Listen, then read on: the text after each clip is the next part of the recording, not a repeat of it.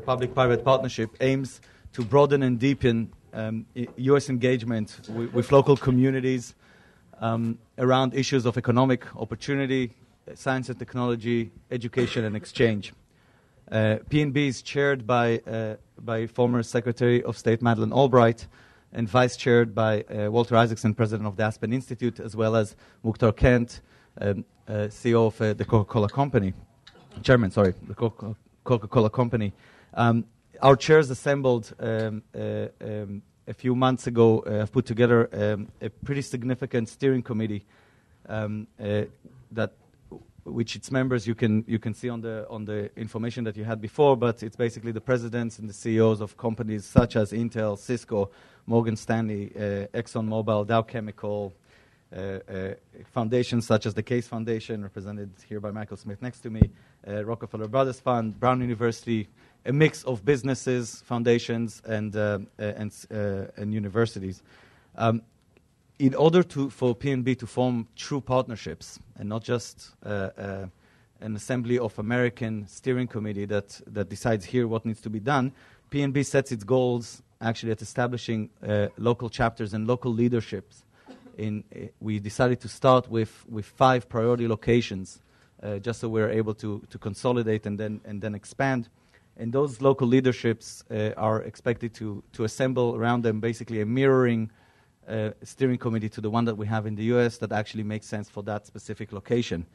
Each of these chapters is going to be tasked by identifying the priorities and the gaps for their specific location, programs and projects that will then can address those gaps and those priorities, and then work with us, with the American side and locally to mobilize and identify local partnerships, resources, in order to implement those programs and projects.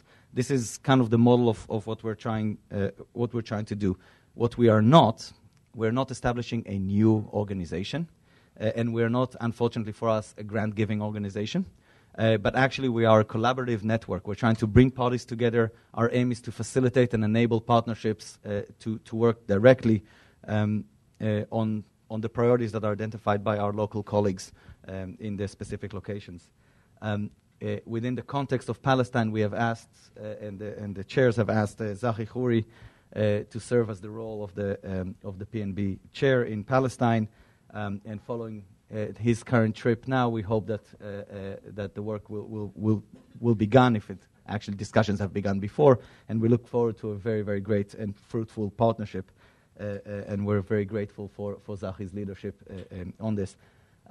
And I want to turn it from here straight to Jane Nelson, who's the Director of Corporate Social Responsibility Initiative at the Harvard Kennedy School. Jane. Thank you. Thank you very much, Mickey. And is this working okay? Everyone hear me? Hi. Good afternoon, everyone. It's my great honor to moderate our panel and our hopefully interactive discussion for the next hour and a half. We're going to be focusing in the session very much on the role of the private sector in development, looking at the Palestinian case as an example of how both for-profit private enterprise, but also social entrepreneurs, non-profit organizations can work together and with government and with international partners in what we all know is an incredibly complex, challenging, and conflict-afflicted area.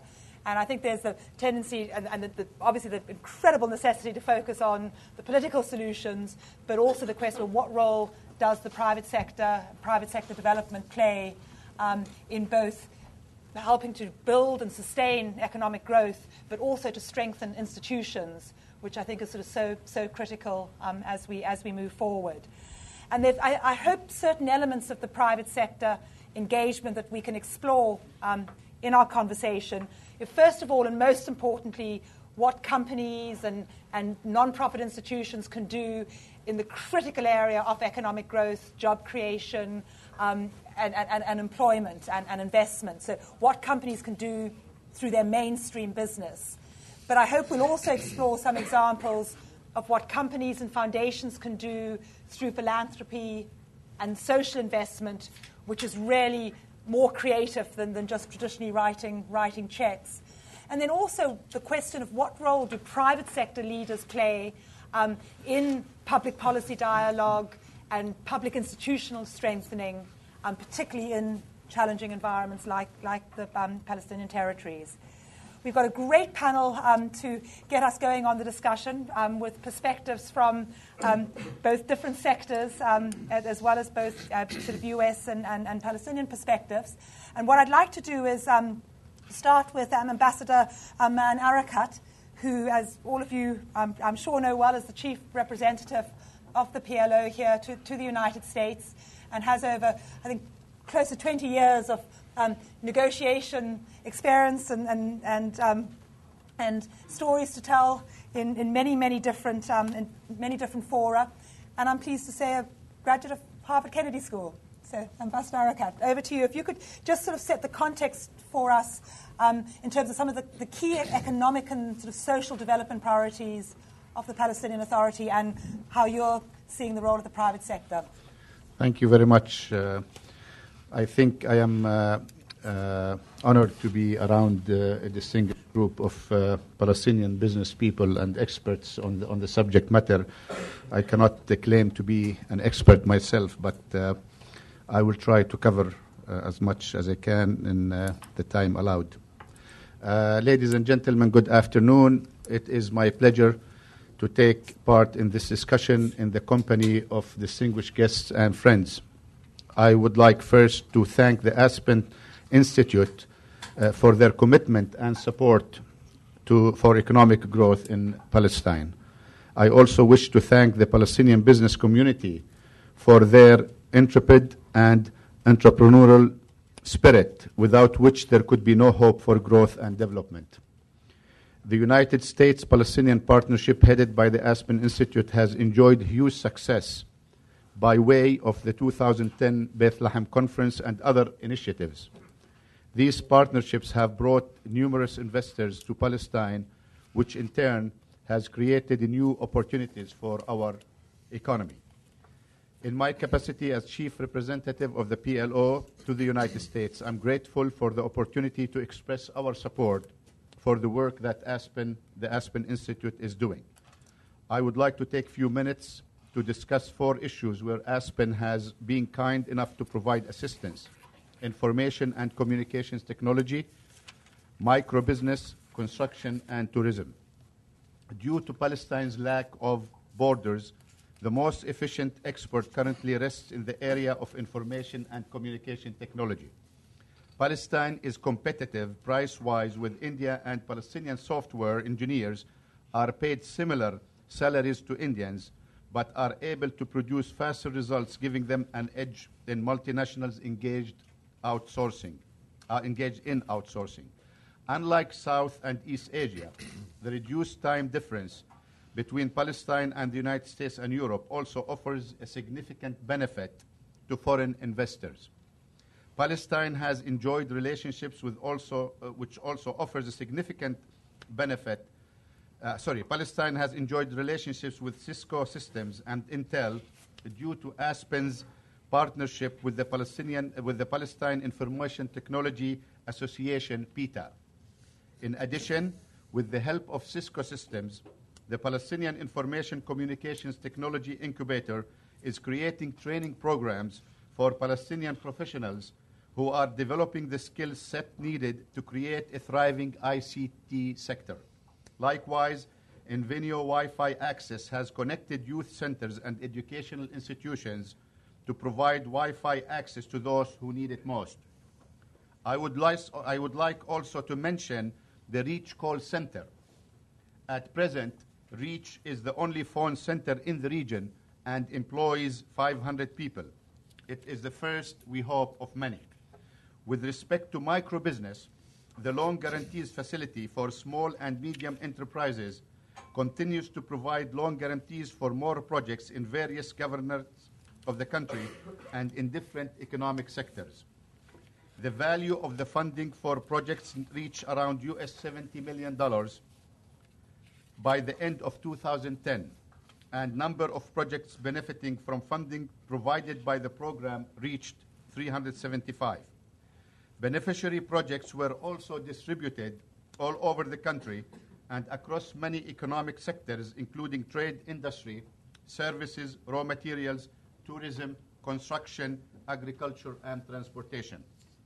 Additionally, the launch of the US $500 million Affordable Mortgage and Loan Program, which is AMAL abbreviation, was announced at the Palestine Investment Conference in June this year.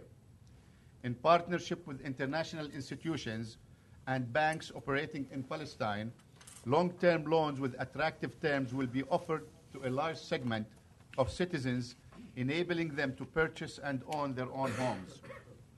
The Palestine Investment Fund, PIF, will contribute US $72 million in financing, while the American Overseas Private Investment Corporation, OPIC, will provide $241 million.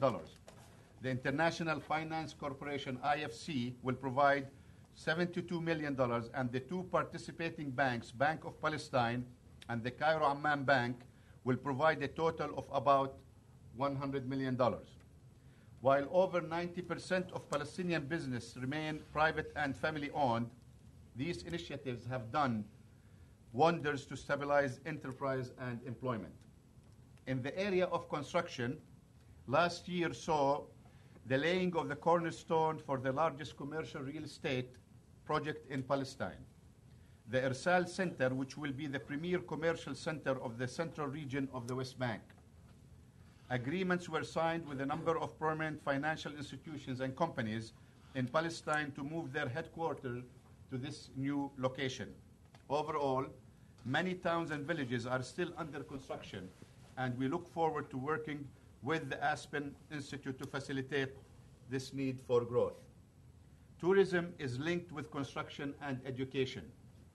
The Conrad Hilton College of Hotel and Restaurant Management will hopefully sign an agreement with Bethlehem University to open a branch there that will train Palestinians in hospitality, marketing, and management. Furthermore, Hilton Hotels seeks to construct and open hotels in the Palestinian territories. Achievements like these should be reproduced. Still, unemployment remains a critical and systematic issue requiring immediate attention. Because 90% of our trade depends on family-owned business, removing their checkpoints is vital to lowering transportation costs and ensuring the free flow of people, goods, and services. In addition, the absence of borders, airports, and deep water ports make it impossible for small, mid-sized, and large industries to enjoy lucrative profit margins that our skilled labor pool is ready, willing, and able to provide. Public-private partnership is hugely important to ensuring that these challenges are overcome, and we would be thrilled to work with the Aspen Institute and the business community as partners to remove these obstacles once and for all.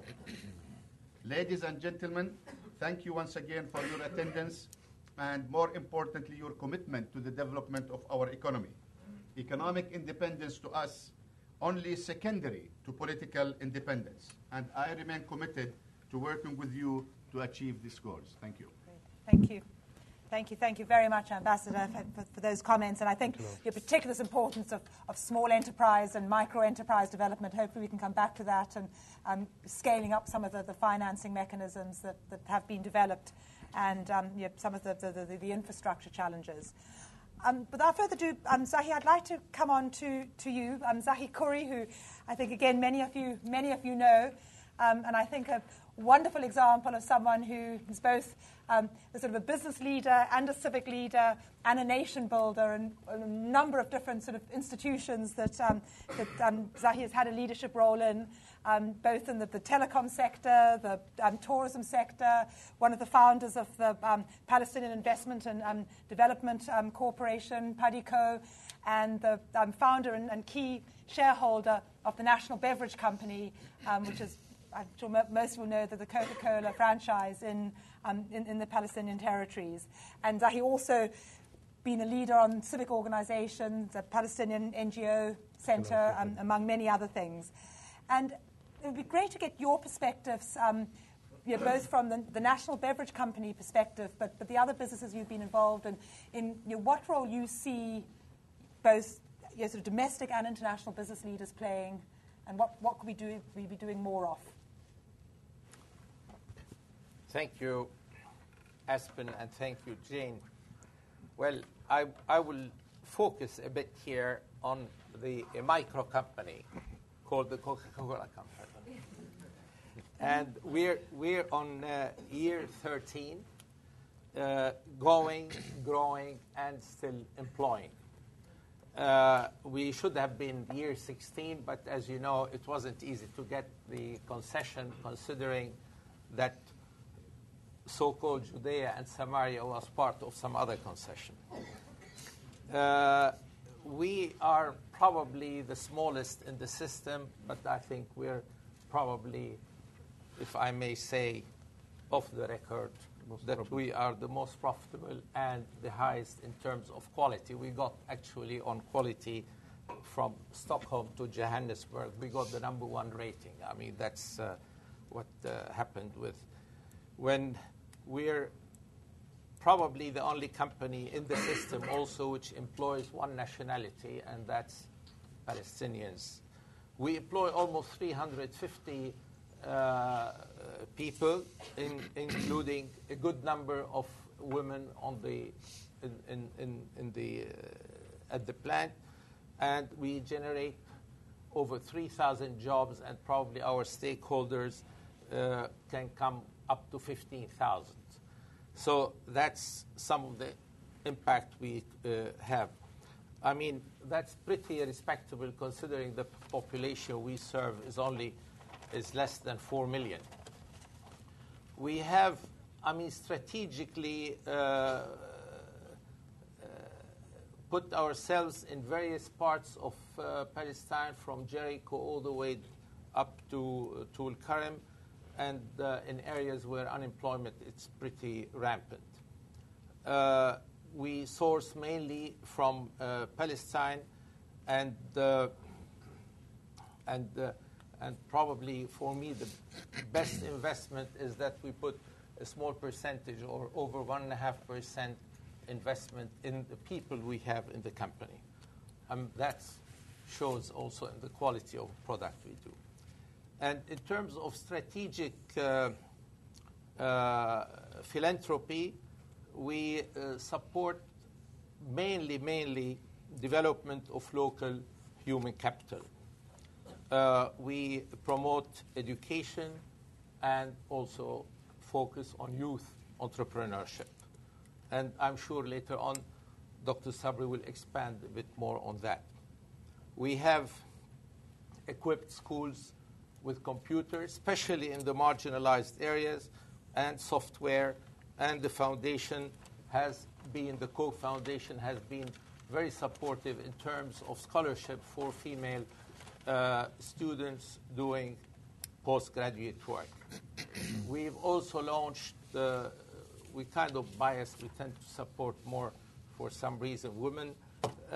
We launched the first Palestinian female soccer team in Palestine, and actually regionally they ranked now #2. We're trying to get them to #1. It's not very easy. Children's libraries we've done in hospitals, mainly in hospitals. We've covered that from the north to the south, and we have a number of programs where we now, very much in line with our chairman, Mr. Kent, we're going very strongly for innovation. A bit on Palestine, fine, we have the literacy rate, I think, and that's very relevant to us, that 99%, frankly, for those between 19 and 24, and 92% with adults between 18 or those under 24. But the population, in any case, is we have almost 65% under the age of 24. Now, as for P&B and Palestine for New Beginning, or Partnership for New Beginning? We welcome very much the initiative, and we plan to, at least we don't plan on focus on photo opportunities. Only we do that only after we have some real accomplishment on the ground. It is, from our perspective, it's not a political initiative, and I think it's a great platform for public-private partnership in the areas of economic opportunity, IT, also exchange, like maybe more, not only B2B, but P2P, which is people to people as well. I think this has been missing a great deal. We will seek the support of the steering committee, and I hope they realize that we will be calling on them. It's not an honorable job. We will be calling them, and they will take our calls and be somehow proactive with us. And thank you for the confidence, but it's most important not the confidence of the Aspen Institute or the State Department, much more important to me, of my colleagues.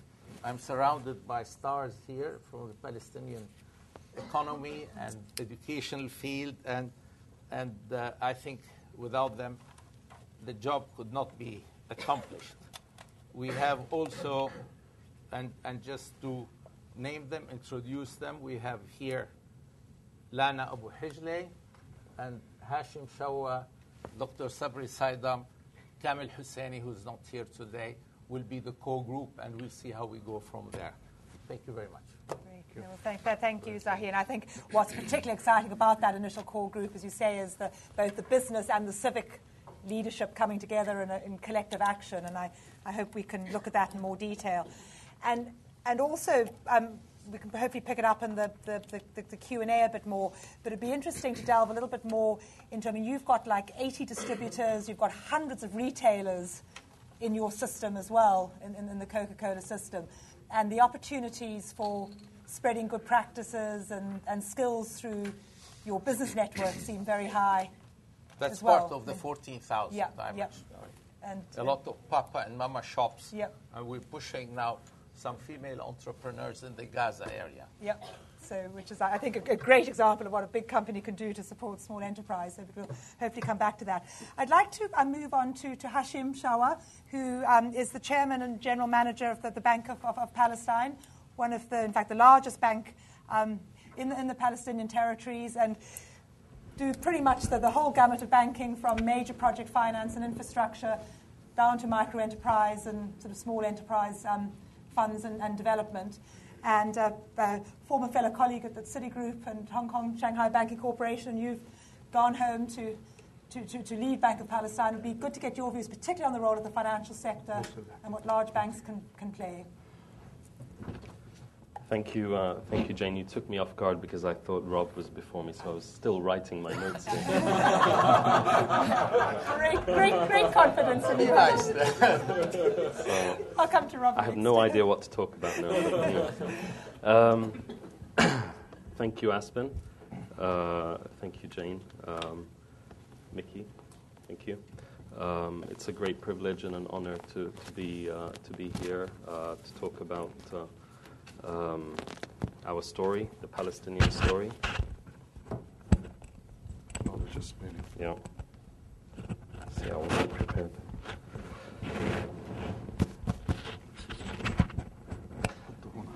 Okay.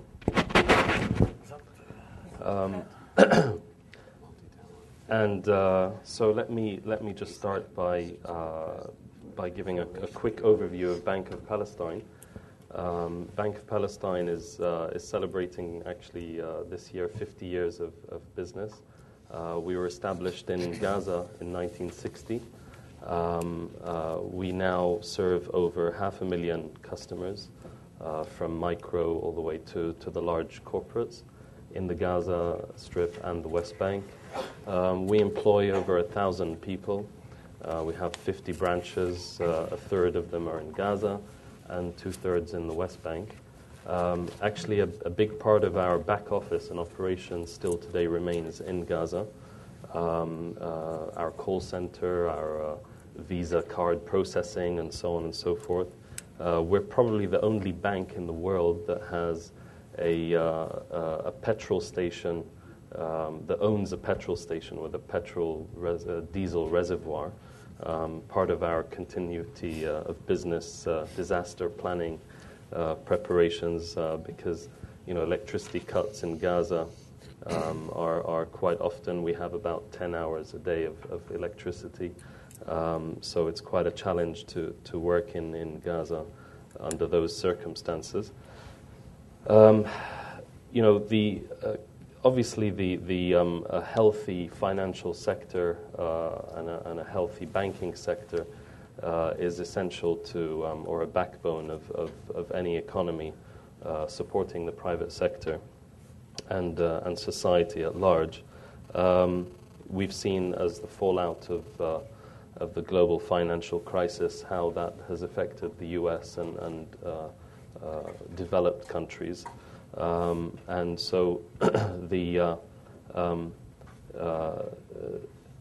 end of the day, a healthy financial sector is key in supporting growth and development. But we have our own liquidity crisis in Palestine.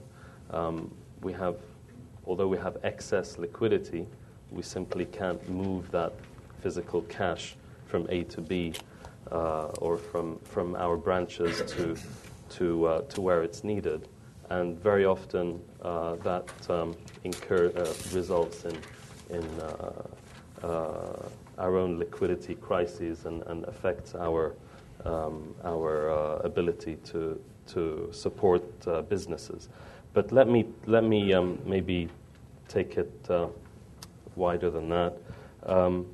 We have been really working with our partners at OPIC and MEII, at the IFC, the World Bank Group, and the Palestine Investment Fund to support SMEs and small businesses, micro businesses especially, in areas of in all the sectors.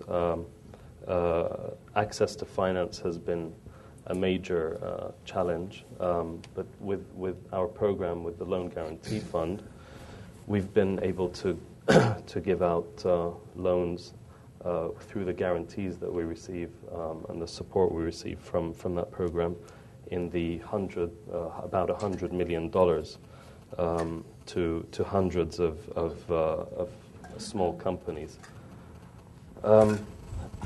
The other area that I'd like to maybe talk about is investments and attracting investments to Palestine under the current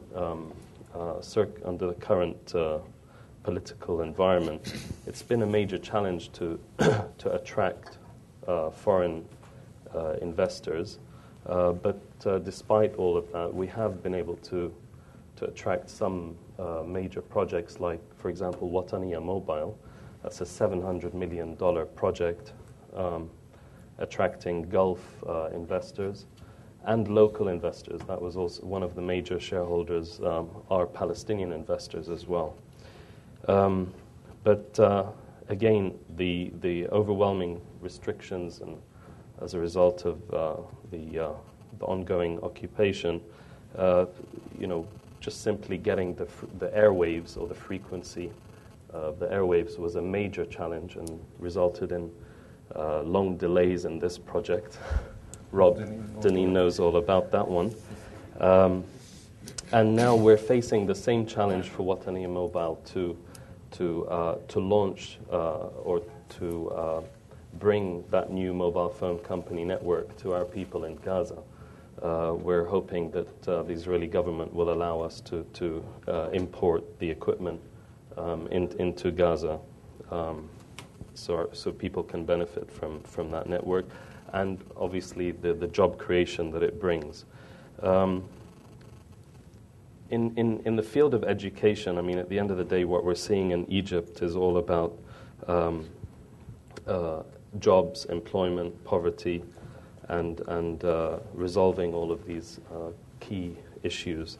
And Bank of Palestine and the banking sector at large, we've really been trying to look at ways of tackling these key issues. Youth, under about 60% of our population is under the age of 25. And what's more alarming is that youth unemployment in Palestine is around 50% unemployment. I mean, that's alarming.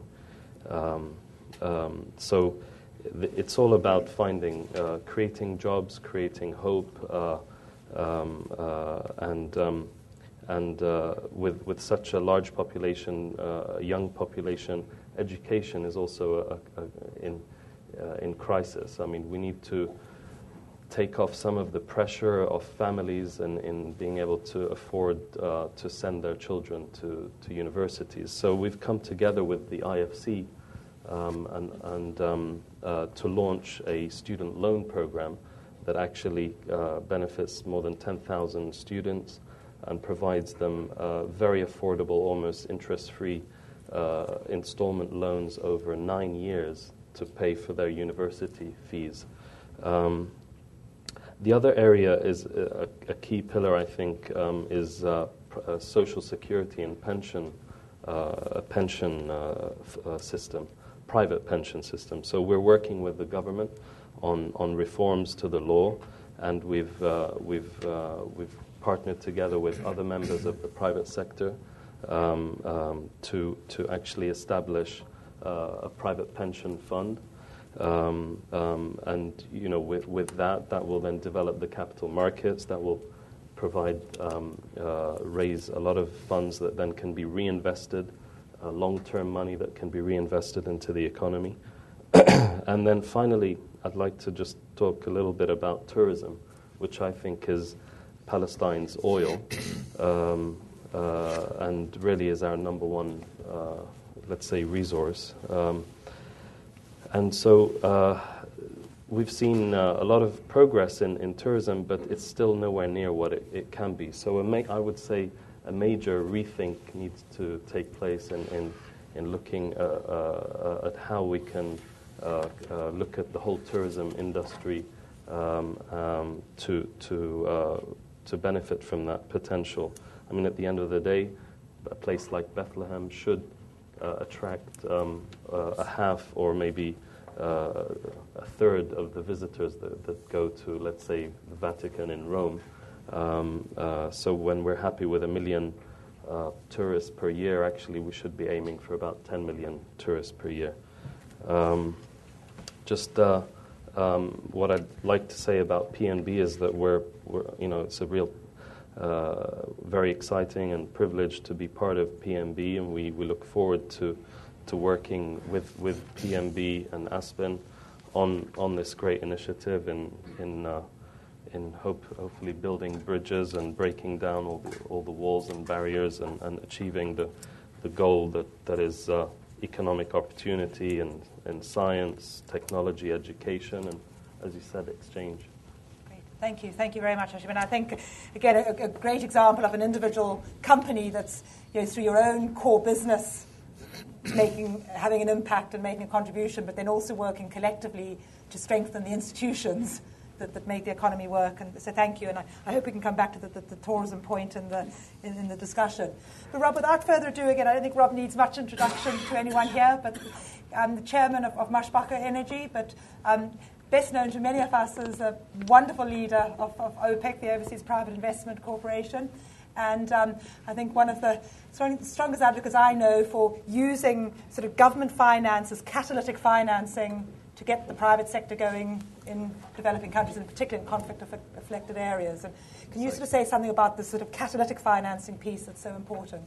Yes, Jane, thank you very much. It's great to be here with so many old friends and colleagues, and so many of you are so intimately involved in implementing the programs that are being talked about up here that half of you could be right here giving the update. So, but I think it's worth reminding ourselves of why economic development that's driven through private capital investment and private sector growth is and can be a greater piece of our overall strategies to help bring stability and hope to areas. I mean, I think we often tend to think of economic development in challenging places, post-conflict, current conflict, whatever it is, as this sequential process where we have to spend inordinate amounts of time trying to get a business-friendly investment environment, get regulatory frameworks in place, basically build capacity so that investment will go there. And the assumption is you have to get to a point where finally this sort of mass or stampede of foreign direct investment will show up. Well, I think what we've shown and what we're proving is, no, there are entrepreneurs on the ground. There are small and medium-sized businesses on the ground in every country, every region of the world, if we can find a way to enable them to realize their potential. And that's what really these OPIC projects have been about. And I would be remiss not to pay my respects to the folks who are responsible for implementing this. So my colleagues from CHF, Lana has already been introduced, but David Weiss, who is the new president and CEO of OPIC, and Chris Sale over there against the wall. So these are folks that have been doing it, Bill in the back, for years. And then a colleague, former colleague from OPIC who is here.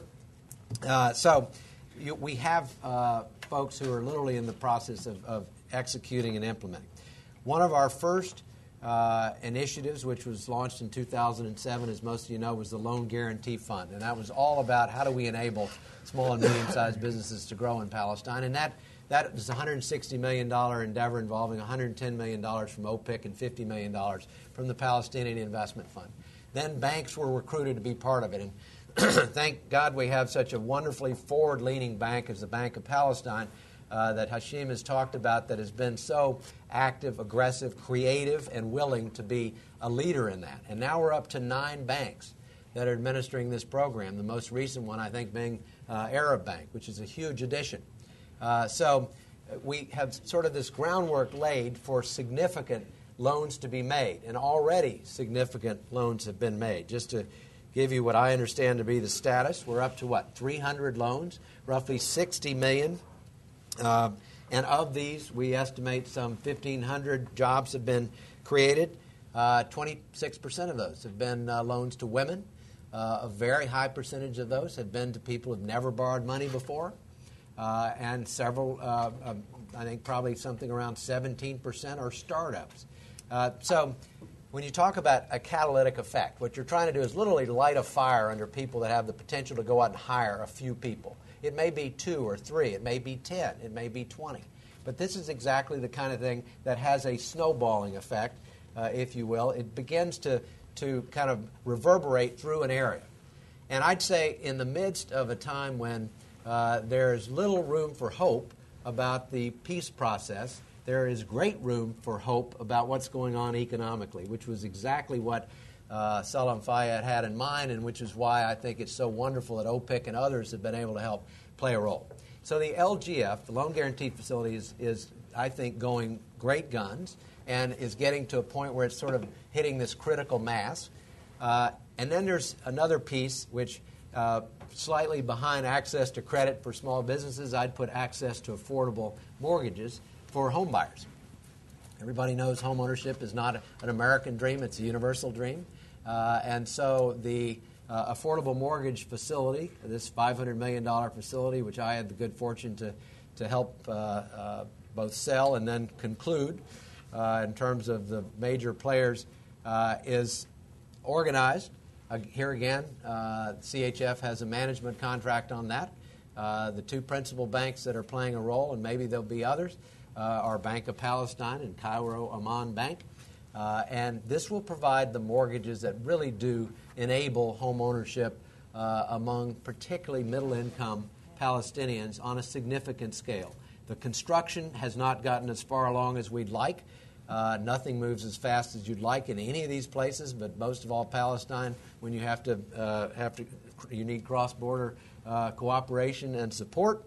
But I think we're sort of poised to take off. And even now, we're looking at creative ways that we might use some of this credit availability to enable the completion of buildings that anybody who's traveled around the West Bank knows that there are these cinder block buildings that appear uncompleted with steel bars jaggedly sticking out. And a lot of these are buildings that have been built with units that have been sold, but until all the units are sold, certain things don't happen. So maybe we ought to think about how do we creatively help developers finish those units so that then, because there is some pre-selling in there, there's the capacity for lending to be tied to takeouts, as we say in the lending business, and see what we can do to help finish out a bunch of these buildings and then get people in and get some developers off the dime in terms of waiting for something to happen to complete the building. So I would just close by saying that I think it's incumbent upon all of us, particularly those of us that come out of the private sector, to think creatively about what is it we can do using private sector resources on a for-profit basis to make economic development happen, and what is it we have to ask government or public sector resources to do that will enable private capital investment or will leverage private capital investment. The last piece I'd say is there are certain infrastructure things that are pretty critical to developing an economy or growing an economy. It may be a bridge or a road, farm-to-market road, or a critical terminal somewhere that is not going to be financed by the private sector. Finding ways that the public sector can use those funds through either technical assistance or direct grants creatively, quickly, is something that I think we have as a challenge before us. Great. Thank you, Robert. And I think also that the role the U.S. government can play with other donor governments to really promote this message of private sector development. I think it's one of the most exciting trends we've seen in the international development community is the recognition of the private sector, but we still got work to do there. So thank you. And last but certainly not least, Dr. Sabri Saidem, who I think, again, many of you will know has been a real champion for technology, innovation, telecommunications, advise the government, the president, teach on these issues, and have also been the founder of the Education for Employment Foundation in Palestine. And it'd be great to get your views on the sort of education, particularly sort of entrepreneurship education, and what we can do to support youth entrepreneurship in Palestine. Sabri. Thanks, Jane. It's often the case that the worst speaker is the last speaker. So, no ways. And I have a confession to make. No matter how much affection I have to technology, whenever I come to speak, the microphone doesn't work. So that's the best chance to steal Hashem's mic. Can you hear me? Start shouting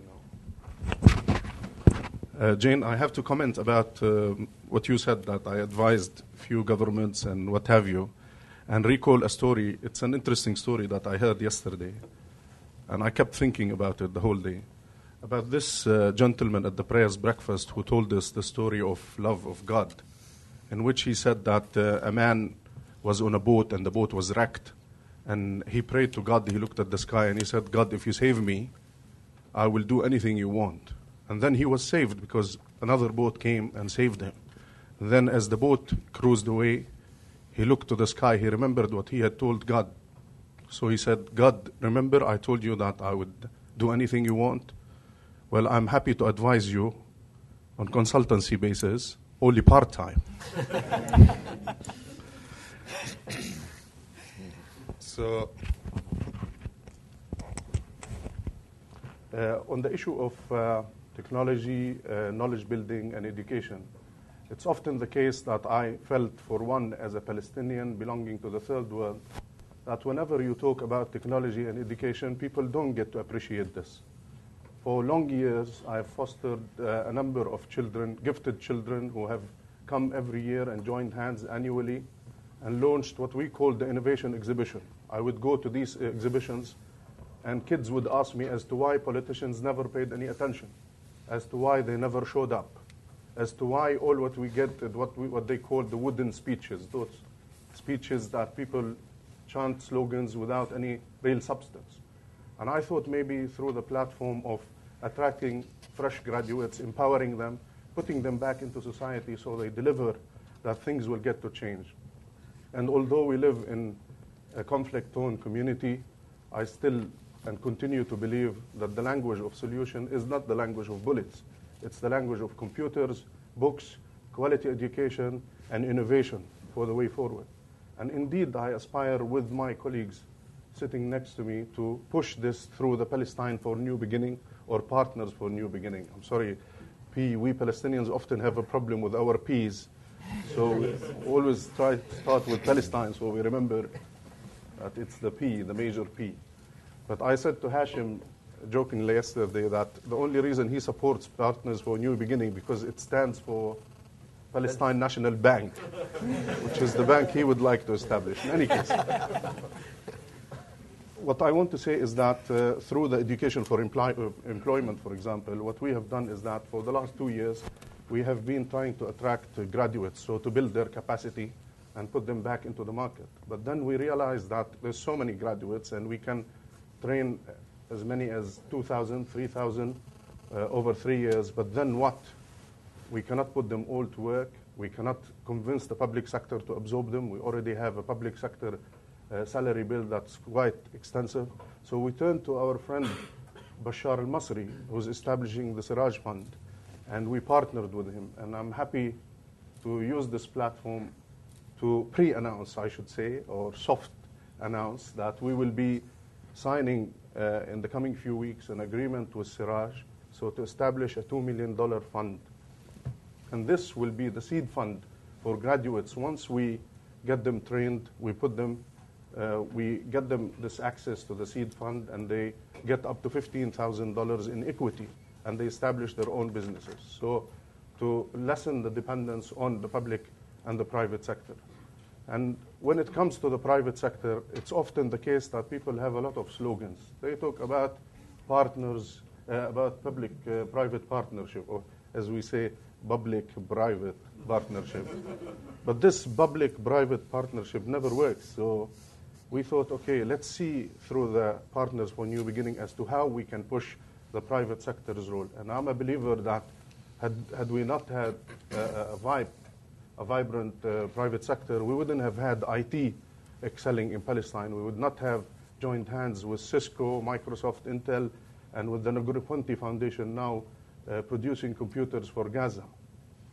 So the connection with the private sector is extremely important. We really have to work harder on the issue of the public-private partnership. We have to invest in people and their competence, and we have to get people to own the thing, so to have their hearts in it, and get them to produce results and to establish their own businesses really for the future.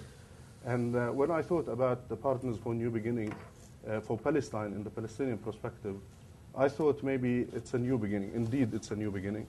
It's a new beginning that capitalizes on the intellectual wealth that partners have in Pakistan, in Indonesia, and the member countries, and see as to what success stories they've achieved over the years and use these success stories for us locally to benefit from, and maybe invite other Muslim and Arab countries around the world to benefit from these ideas. We're starting in 5 countries, as I understand, but maybe should we have some success stories, the number will multiply. As to what projects are we anticipating, we already lined up a number of projects, if I may. Absolutely. Or shall I leave them to the questions? Do you want to quickly mention them, and then we'll open up? Yep. There's 50 of them, so I'll mention them. Talk as fast as I do then, Sabri. I'll leave them to questions, if you don't mind. Yep. Do you want to leave them right to the end? Yeah. Okay, we'll do that. Well, why don't we, without further ado, open up to questions? I think many people know each other, but just briefly introduce yourself. Questions, comments, disagreements? I'm going to ask about the possible partnership between the private for-profit sector and the non-profit NGOs.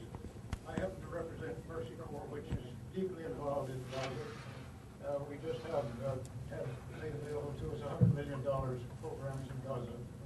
We can't do this all by ourselves. We must do it and work with other local groups, of course. But I wonder what the for-profit sector thinks about the non-profit NGOs and how this working together can be facilitated. Great, thank you. Thank you, sir. What I'd like to do, given time is short, is probably sort of take 2 or 3 comments and then get responses. I think a very, very important point. I want just to build on what Dr. Sabri said and then ask that question. So if I notice the discussion that we have, and I'm Palestinian, I know exactly where we are. So the Palestinian economy, it's very mature these days, and the Palestinian private sector, let's say, is mature, and from an IT perspective, you see a lot of talents, and he mentioned that very well. But in the same time, we have a lot of people that, or the unemployment is very high. You mentioned around 50%. I'm not sure, but we are speaking about a lot of unemployment.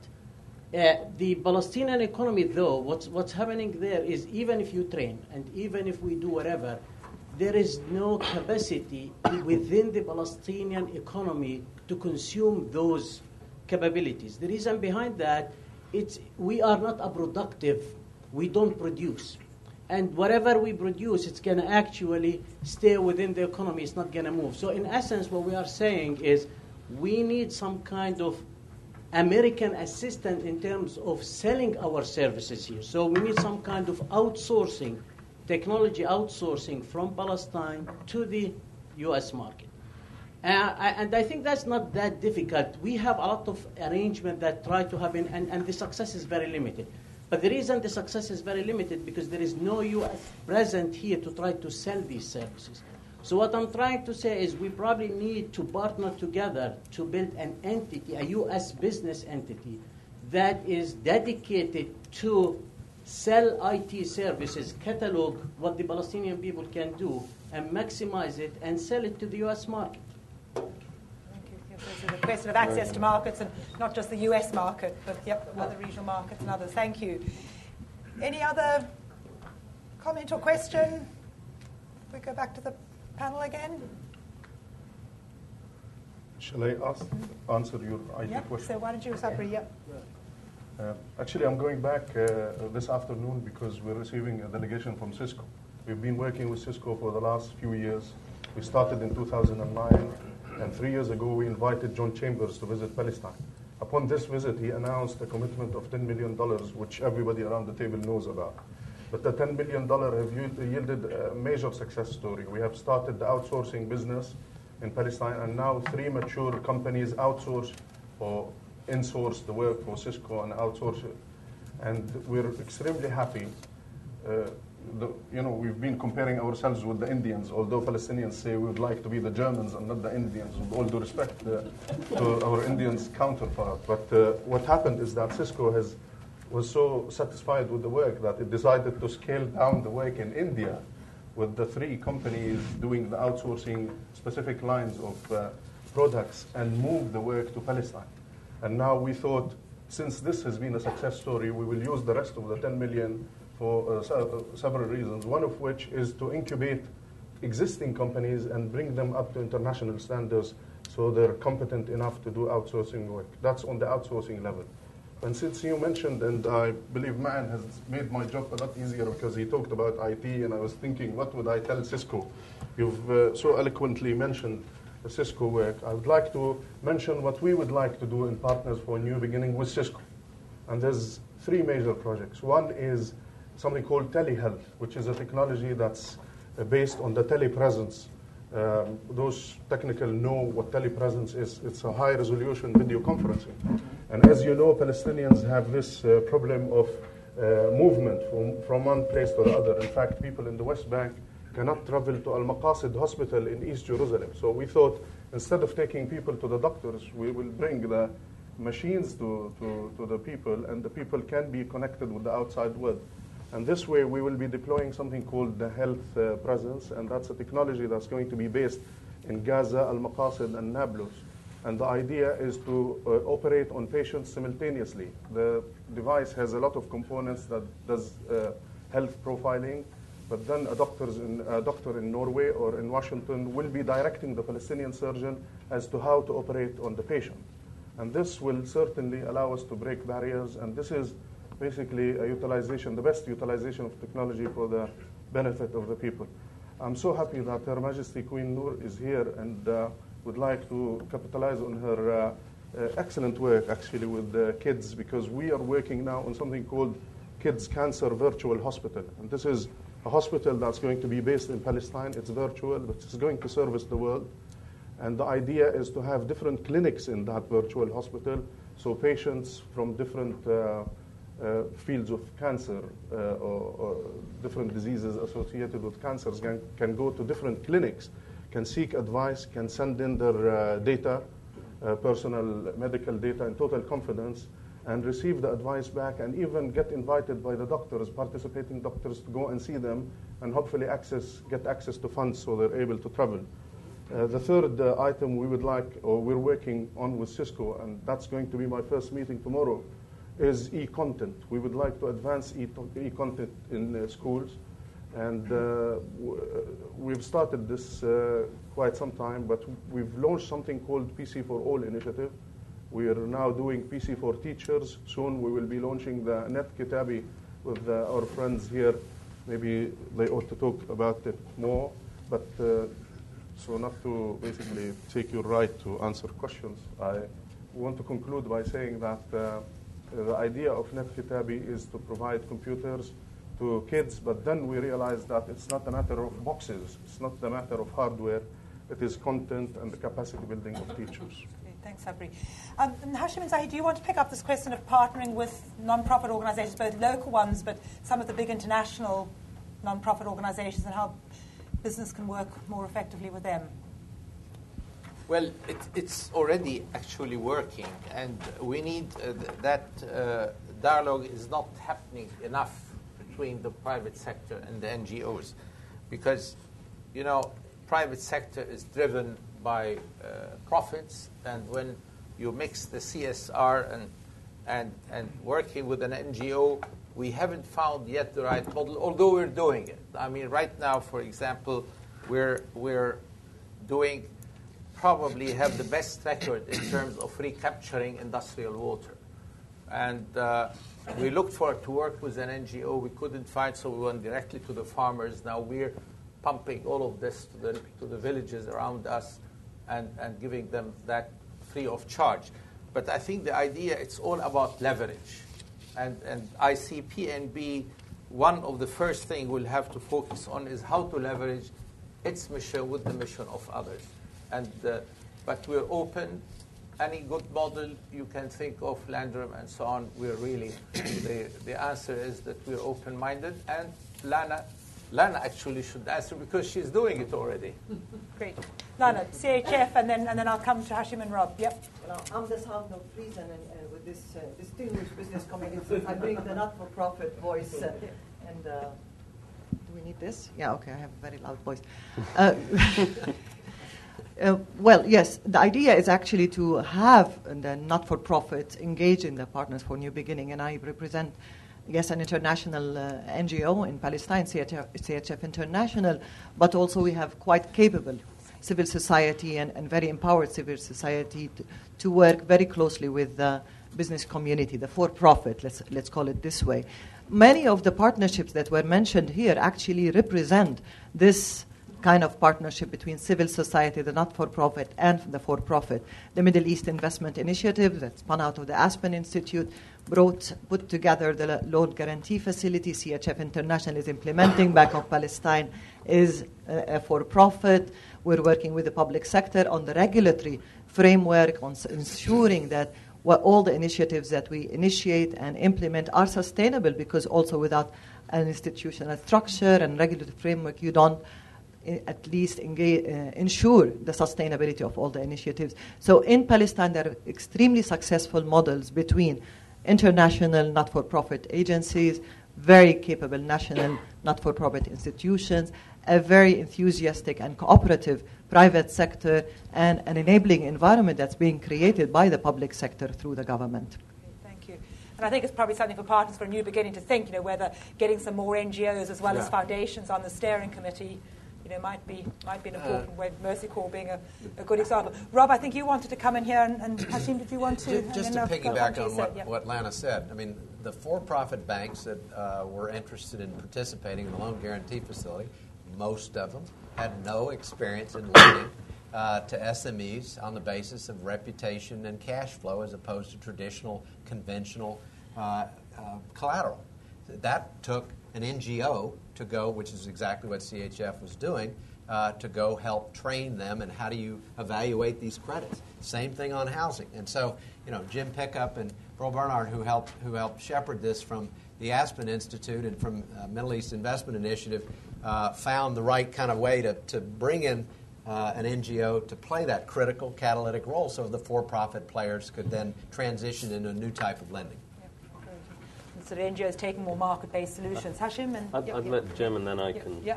I just wanted to follow on, again, what Robert and Lana had said in terms of what grant foundations can do. What kind of role can they play in this? Because when we founded Middle East Investment Initiative, we had the backing of the Aspen Institute. We had a strong partner in CHF. We had and we had the political and we had the legal backing of Burroughs and my law firm and all of that. What we had to go out and find was the initial funding, because still, even though we have $160 million from OPIC and from PIF, we still need to turn on the lights and hire the people to monitor the loans. And so thanks to the grant from the government of Norway and about $1.5 million in the money we've gone door to door and raised, we're able to do that. And it's a hugely, to Zaki's point, it's a hugely leveraged deal, because with essentially about $5 million, we're able to bring down $228 million in lending over the next 10 years. So one thing that foundations can do is fund and look for these leveraged opportunities. The second is, with a mall, we did a slightly different model. We used a social investor model. In that case, we structured a mall, and the mall has two sides. One is the lending side, the $500 million, but the other is a mall itself, which is a capitalized Palestinian corporation of which we are an investor, Bank of Palestine's investor, Kairoman, and others, and a not-for-profit. CHF is an investor, and a not-for-profit that was founded, thanks to George Salem and others, mobilized social investors to put the money in, of which they will receive a return. It's a very high-risk return, but and it's capped, but it's a real opportunity. Yeah, exactly. I was going to say, you heard changing that. definitions of what's high risk these days. Exactly, but that is something that I think foundations should also think about. Absolutely, a very, very good point. Sort of rethinking foundation roles. But Hashem, and then so we'll come to you, and then have to start wrapping up. I think I'd just like to add that what we're seeing more of now is the private sector in Palestine is actually coordinating with each other for the first time. I mean, I've seen, as an example, the banking sector put on a corporate social responsibility forum just a couple of months ago with with our governor Jihad al-Wazir, who led that initiative, and we're now like pooling resources, which instead of just each bank going off and doing little things and not really getting any momentum or achieving something large. So we now have a policy of putting aside 2% of our bottom line profits at the end of the year to pool in for CSR activities. Now what we need is to take it a step further and say, okay, well, what do we do with that? And so we need some sort of vehicle or an entity that helps us do the gap analysis, do the right research to see where those funds could be deployed to get the maximum and leverage to the maximum. Very good. And there might be some interesting models from sort of the South Africas and Malaysias and Indonesias of this world on that. So thank you. So you had your hand up, and then we'll pick up on Jim left off. A couple of years ago, I was approached by some pension funds here in the United States to ask whether Palestine was ready for that kind of investment.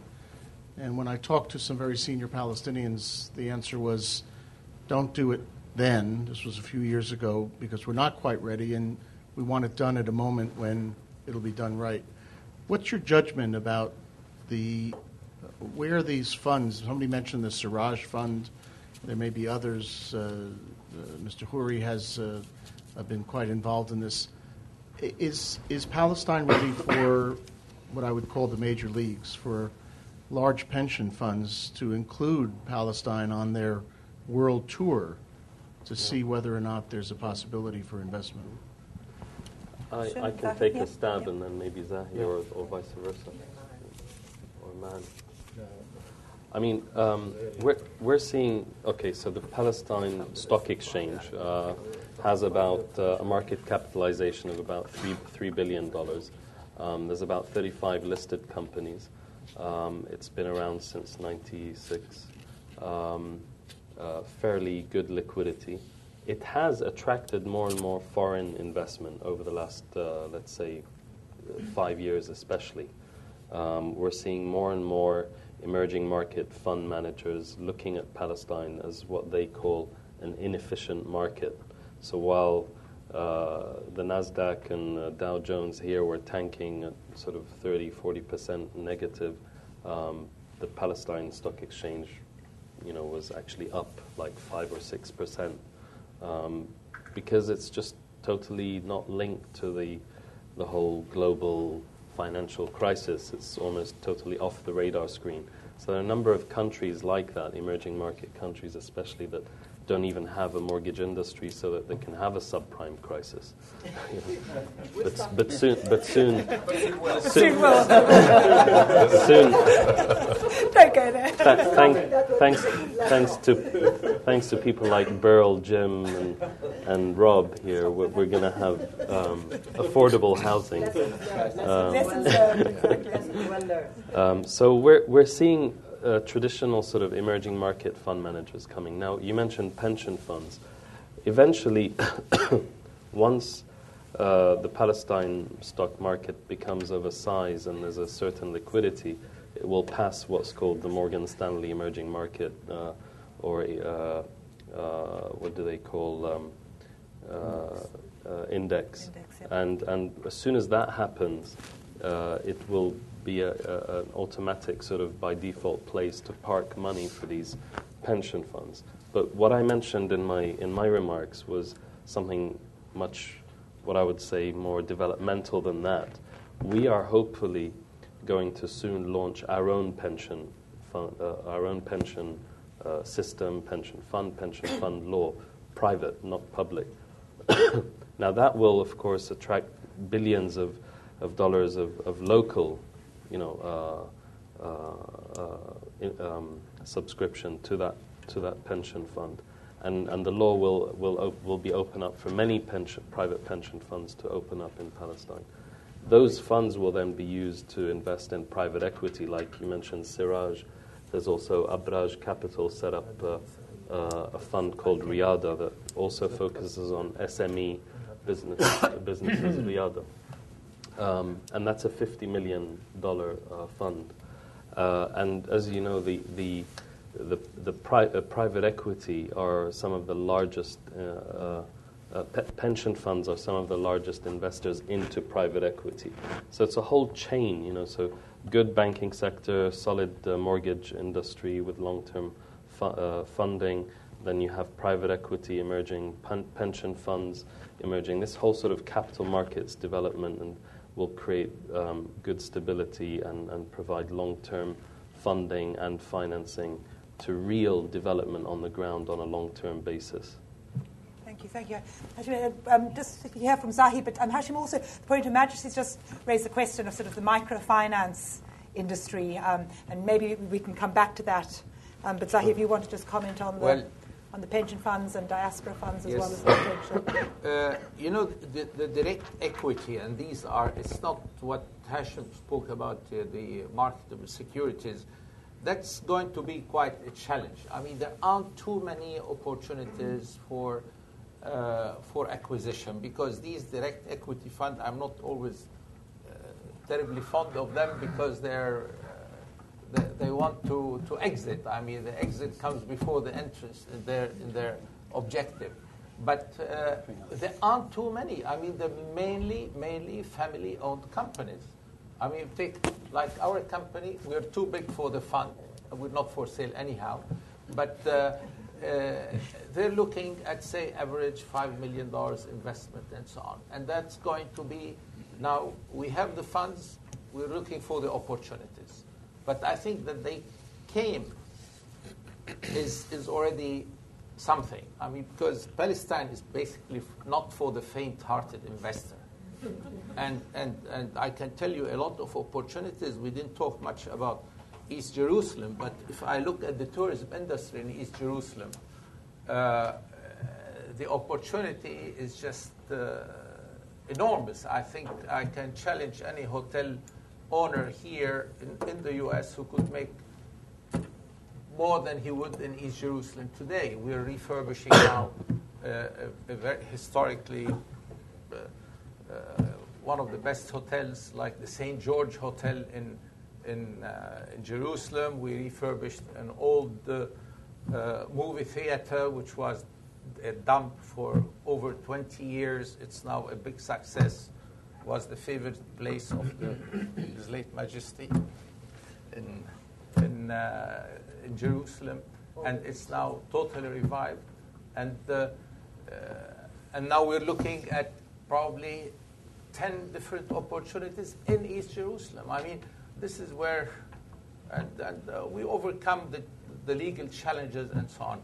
But there are, I mean, when I say also hotels, it's as you say here, it's a double whammy, because I think per dollar invested, tourism or hospitality can employ the highest number of people.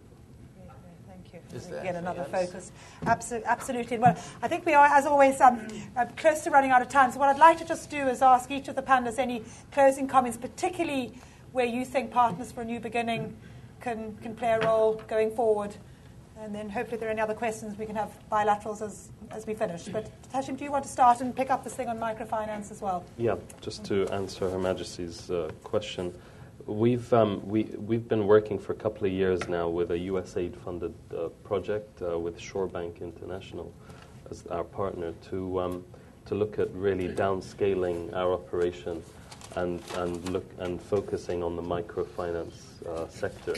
And so what we've done is over the last 2 years, we've opened branches all over the rural communities in the West Bank and Gaza, and we've downscaled our back office and middle office operations so that we can reach out to those micro borrowers, very small businesses, and it's a totally different concept because these kind of people are almost scared to even approach a bank. They don't know, they don't have the awareness. They're overwhelmed or about even approaching a bank. So it requires people-to-people reaching out, and it requires an army of credit officers to go out there and reach out to those people. But we've been successful. We launched about a year ago, and I can say now that it's a key part of our business, and proving to be, it pays. We believe really it pays to do good.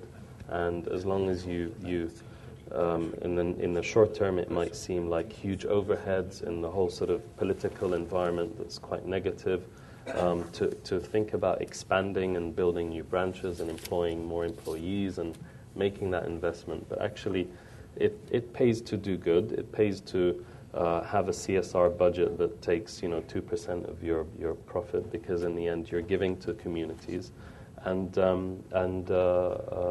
serving, these areas, these rural communities. Well, actually, well done. You generate a profit. And you turnover. Exactly. And we've dispersed about $100 million over the past 10 years or so with our microfinance company, which has been rated 1 in the region, actually, and 8 in the world in recent years. And we'd be happy to. If we can be of any help in any of those challenges you just discussed, we've been through it all. And we're also providing extra services, educational and other services to our clients. But we've also seen the fluctuations due to politics, economics, and other challenges. But we've had a very, very, our repayment rate is 99.whatever%, and it's authentic. It's not a, so anything we can offer in the way of. Actually, it's proven to be one of the least risky in terms of repayments, part of our business. The other larger scale challenges you've been talking about, this is filling a gap that I think is really important right now. Yeah. Thank you. And I think something, again, Partners for a New Beginning really should look at very explicitly, which currently isn't there as an explicit goal, and in Palestine being a very good place to look at it, how it links also how the NGOs and the microfinance institutions can work with the banks. So thank you. Sabri, any closing comments from you? I think Lena wanted to say that there are 12 microfinance institutions working in Palestine, part of a network, quite successful, high repayment rate, reaching out to the segments of the community that the banks can reach out with, women, youth, in Gaza and in the West Bank, now also building partnerships with the bank. Yeah. Very big clientele and very successful, very small to medium. And so that's the area, some of the social investors that you gentlemen were talking about. Those could be areas to attract social investors into the microfinance institutions in Palestine. Yep. Sabri. I want to pick up on what Jim said earlier on regarding American contribution to all this. And I want to say with honesty, I see a lot of faces around this table, and I see people who have worked hard over the years with us. And without your support, no initiative will ever be successful. There's a wealth of intellectual capacity here in the room that can help us support several projects, whether in education, IT, banking, tourism, and what have you. The list is long. Keep your trust in us, help us, and help the Palestinians aspire to achieve unity, to be able to focus on the future, to build their state. And I have to say that the debate continues in Palestine. Do we liberate, then build? Or do we build while liberating? Or do we build while liberation comes? The debate continues. What we want to say is that every morning there's schools that open their doors to kids. And we need to give these kids quality education for them to see indeed hope at the end. I want to say that Partners for New Beginning, after consulting with my colleagues, will be launched hopefully immediately, because we're keen to get things done. But we will use a very unique occasion on the 24th of May in Palestine, in which we're organizing something to be called the Celebration of Innovation. And this is an anti-conference kind of celebration, in which we will invite people with no ties and no speeches, no public figures, but one figure is going to spark it all, which is Muhtar Kent. And I invite you all to join us to spark innovative ideas. We will get kids from different schools to put forward their ideas before a small army of investors, internationals and locals, and to get people inspired and to attract people's attention that at the end of the day, it's not the politicians that make it, although I belong to that field as well, but still education, knowledge building, computers, IT, and quality work and support of partners like you will be able to make it definitely. Thank you, Sabri. Thank you. Ambassador.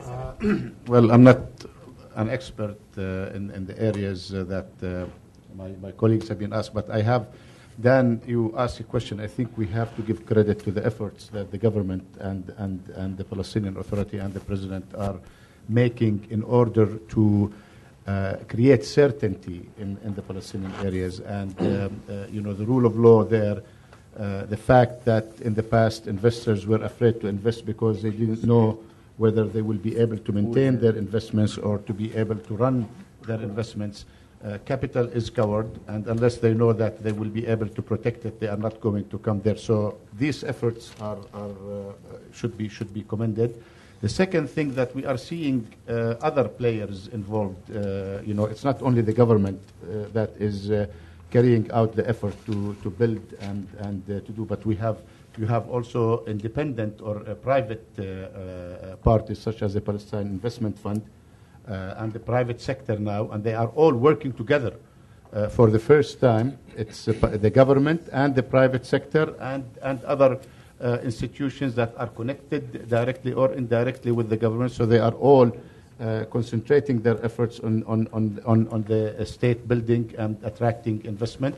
And thirdly, I think we are seeing an increased interest by the Palestinian diaspora into going there. Now, if we succeed in convincing the Israelis to lift all the restrictions, for example, this is an issue that we bring up in every discussion we have with U.S. officials, to allow business people to be able to reside in the Palestinian territories, to be able to get permits to enter.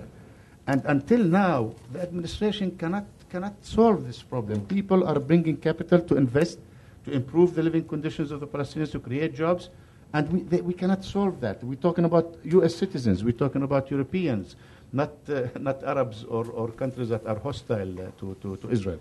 So there is a lot to be done, to be continued also. I mean, this is my area of discussion, and I think the political situation is very detrimental to the continued investment opportunities in the Palestinian areas. Unless we quickly get to the political solution, everything could unravel and fall apart, anytime.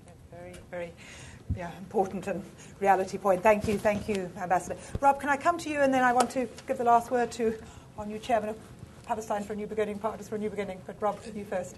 The only point I would make is that the Loan Guarantee Fund, as we talked about, has begun to reach critical mass. The housing hasn't.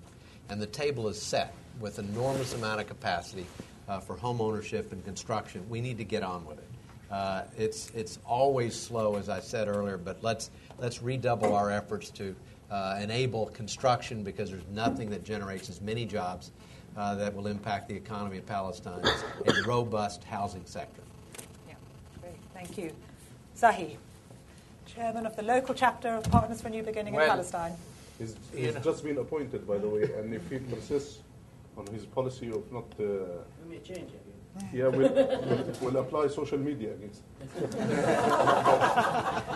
We've had some success. We've had some recent success stories. Her Majesty's tweeting as we speak. Zahi. Well, anyhow, really, I can't stop but admiring what we have in Palestine in the young people. I mean, I wake up reading the news, I get depressed, I reach the company, I see those young people, I'm uplifted. So, and I always say diamonds are made under pressure, and we have a mine of diamonds in Palestine. But I want to take this occasion really, we shouldn't forget, put this whole thing in context. Why is there a PNB? President Obama made his speech in Cairo, and actually we were yesterday, he prayed and we prayed with him because we all needed some prayers, but I just want to acknowledge that this is basically started with his speech in Cairo, but we also want to say thank you to Aspen, and thank you to, can we say the godmother, the Secretary of State to this concept, yeah? And also Secretary Albright, who is the chairwoman for this, and also to the two vice chairmen. And I hope we will not disappoint the stakeholders, and especially we will not disappoint the Palestinian young people. Thank you very much. Thank you, Zahi. And then I think I'll hand over to Mickey for a final word. But I think just from sorry, and I think just from my side, the confluence that we're seeing between companies getting more serious about these issues, as you gentlemen were saying, sort of social investors, foundations being more entrepreneurial, pension funds beginning to look more at these issues, microfinance institutions and the investor sector, and then the NGOs, I think, increasingly open to market-based solutions and working with the private sector does give, I think, a useful platform that the Partners for a New Beginning can build on in Palestine and the other countries that you're operating. And I hope you're particularly in the areas of tourism and the sort of technology and ICT, we can get some very innovative partnerships going. So over to you, Mickey, and then thank you. Thank you. And just very, very quickly, I think as we look at it and mentioned here in this conversation several things that have happened in the past and pioneered it was the Middle East Investment Initiative with Beryl Bernard and Jim Pickup, and Bill Phelps is sitting there behind, and Lana and Rob Mosbacher in his former role, really pioneered the first, sparked it for us, identifying a specific area, a bottleneck in lending in Palestine, and figure out a way to handle it in a public-private partnership in a way that actually is really making a difference on the ground. It was followed with then looking at the State Department back then, Condoleezza Rice, the Secretary of State, looking at Aspen, saying, hey, let's try and do this in other places as well, and form the U.S.-Palestinian Partnership, and Ziad Asali sitting here and founding co-chair, and Rob as well is involved in that, as well as Michael Smith on behalf of Gene Case. Looking, and then we zoomed in with that, with the ICT, working with Sabri a lot. And now we're looking at Partners for New Beginning, and we're looking at the model, and that is quite different, because we're looking actually to have Palestinians sitting, a group sitting in Palestine and coming up with ideas. And we heard here a lot of things. There's a lot of leads and a lot of thoughts that obviously you've put in place already that need to be developed really. Where the impact happens is where we identify the gaps, and so we will look forward to you, obviously, to do that. And you have here in the room partners such as the Telos Group and with Greg and Todd sitting here who are focusing on hotel and tourism and have plenty of thoughts and have been a partner of us for a long time. And Issam Andoni, who's been involved with us in ideas in the internships and the partnerships. So I think we are off to a great start, and we will look for you. Obviously, to your thoughts and leadership on this. I just want to end beyond thanking our panelists and thanking, of course, Jane for moderating and coming and doing this fantastic panel for us. Also want to thank the Aspen staff, the Middle East program staff, with Rachel Samuelson, who's basically running the show here, Vanessa Zouabi, who had to leave early because she's heading to Algiers as we speak now, as well Jen Fishkin and Sarah and Gabe and the staff that we have here that really helps us put it together, and the general Aspen staff, Jeff, with his back to us, who's really putting all of this light and audio and helping us all around. So thank you again, everybody, for your time and assistance and partnership. Thank you. Thank you. We'd love to see you. Yeah, so let me know about